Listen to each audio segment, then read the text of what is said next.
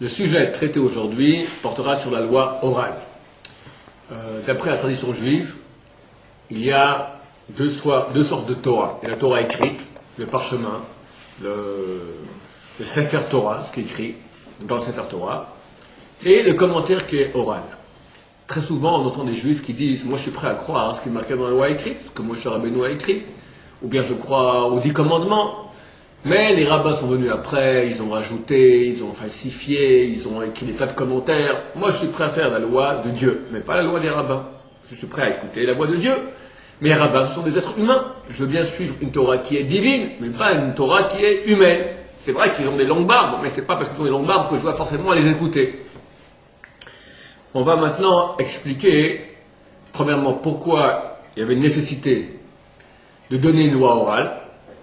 Ensuite, on va expliquer que cette loi orale n'a pas pu être falsifiée ni rajoutée, elle est d'origine divine elle-même aussi. Alors, le premier palier va être d'abord d'expliquer qu'effectivement, il y a une loi orale. Qui me dit que Dieu a transmis une loi orale? Peut-être que Dieu n'a transmis qu'une loi écrite et c'est tout.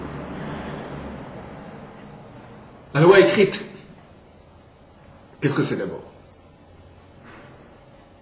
D'après la tradition juive, Moshe reçoit la Torah au mont Sinaï. Qu'est-ce que c'est que la Torah?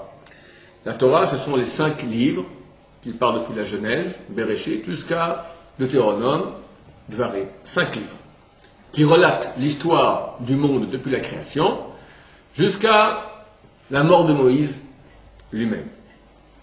Lorsque Moïse monte au haut du mont Sinaï, il ne reçoit pas toute la Torah.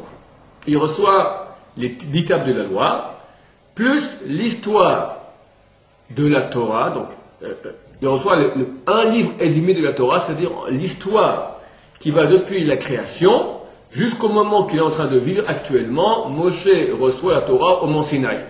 Donc au mont Sinaï, Moshe ne reçoit qu'environ un livre et demi, la première partie de la Torah qui relate l'histoire du monde depuis la création jusqu'au moment que nous sommes en train de vivre actuellement. Moshe Rabbeinu est au mont Sinaï, reçoit la Torah. Après quoi, durant 40 ans dans le désert, où le peuple juif pérégrine dans le désert, dirigé par Moïse, par Moshe Rabbeinu, Dieu de temps à autre se dévoile à Moïse, c'est un prophète, et lui dicte, Vayomer Hashem et Moshe les morts, Dieu dit à Moïse de dire au peuple d'Israël, et Moïse écrit sous l'inspiration divine prophétique, écrit encore une partie de texte de la Torah.